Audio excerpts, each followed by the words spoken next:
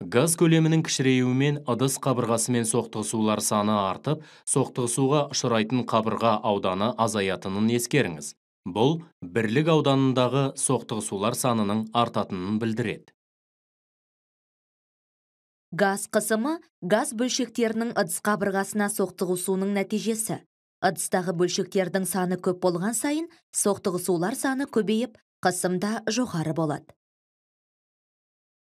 Көлемді кішірейткеннен кейін газ бөлшектерінің ыдыс қабырғасымен соқтығысу саны артқанына назар аударыңыз.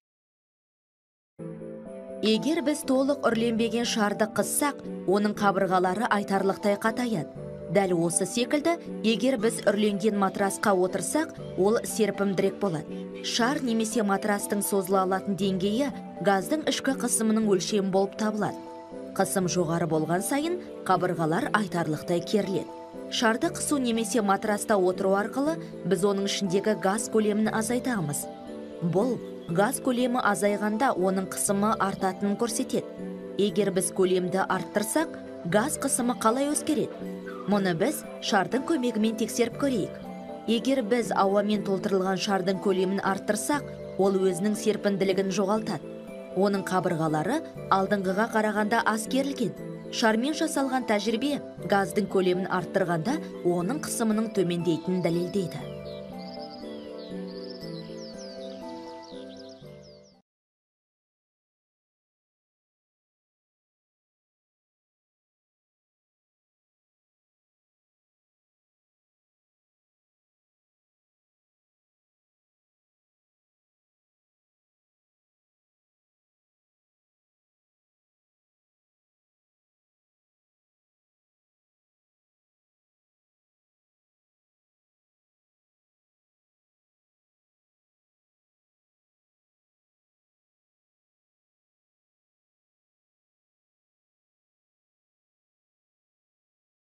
Жабылған ыдыстағы газ бөлшектері ыдысты кеңейткісі келетіндей, оның қабырғаларымен үздіксіз соқтығысады.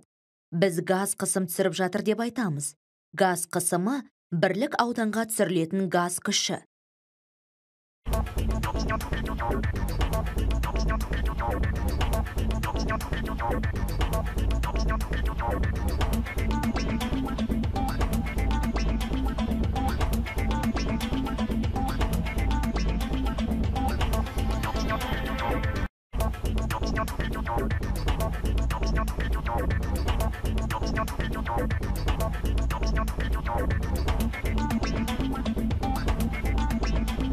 Газ температурасының артуы оның бөлшектерінің жылдам қозғалуына алып келеді. Нәтижесінде олар ыдыс қабырғасымен жиірек соқтығысады. Газ бөлшектері ыдыс қабырғасына үлкенірек күшпен соқтығысады да көбірек қысым түсіреді. Сәйкесінше герметикалық ыдыстағы қыздырылған газдың қысымы артады. Газ көлемі кішірейген сайын, оның бөлшектерінің ыдыс қабырғасымен соқтығысу саны артады. Әр бөлшек қабырғаға нақты бір күшпен соқтығысады. Осындай барлық күштердің қосындысы газ көлемінің кішіреуімен артады. Газ қысымы ыдыс қабырғасымен соқтығысатын бөлшектер әсерінен болады. Соқтығысулар саны жиі болған сайын, қысым да жоғары болады. Егер газ температурасын көтерсек, бөлшектер жылдамырақ қозғалады және сәйкесінше олар ыдыс қабырғасымен және бір-бірімен жиірек соқтығыса бастайды.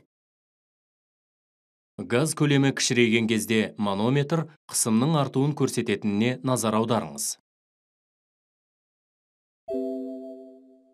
Жер атмосферасындағы ауада айтарлықтай қысым түсіреді. Бұл қысым өзгермелі және берілген аймақтағы ауа райына тәуелді.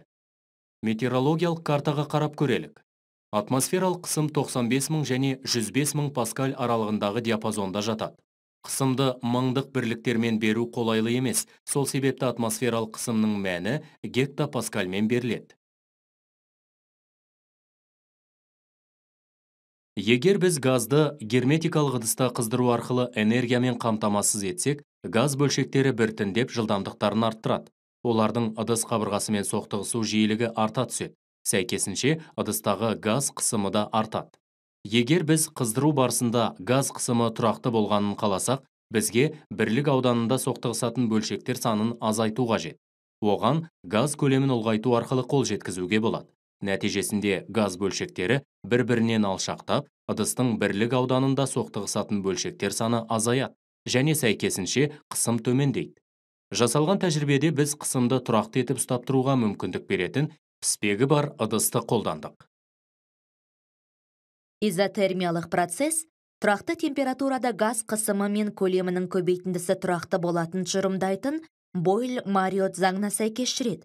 Егер біз газ қысымы мен көлем мәндерін графикке түсірсек, газдың изотермиялық процесін суреттейтін қисықты аламыз. Бұл қисық изотерма деп аталады. Изобаралық процесс тұрақты қысымда газ көлемінің оның температурасына қатынасы тұрақты екенін тұжырымдайтын Гей-Люссак заңына сәйкес жүреді.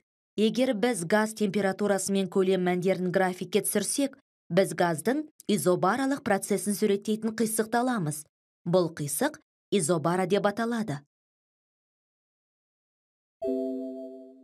Изотермиялық процесс тұрақты температурада газ қысымы мен көлемінің көбейтіндісі тұрақты болатын тұжырымдайтын Бойль-Мариот заңына сәйкес жүреді. Егер біз газ қысымы мен көлем мәндерін графикке түсірсек, газдың изотермиялық процесін суреттейтін қисықты аламыз. Бұл қисық изотерма деп аталады.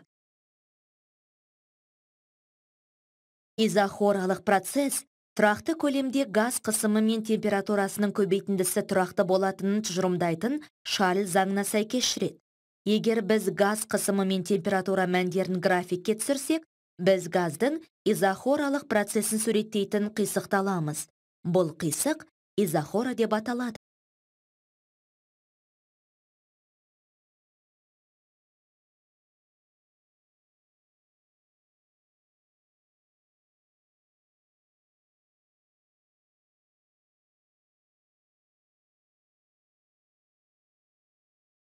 Изобаралық процесс тұрақты қысымда газ көлемінің оның температурасына қатынасы тұрақты екенін тұжырымдайтын Гей-Люссак заңына сәйкес жүреді. Егер біз газ температурасы мен көлем мәндерін графикке түсірсек, біз газдың изобаралық процесін суреттейтін қисықты аламыз. Бұл қисық изобара деп аталады.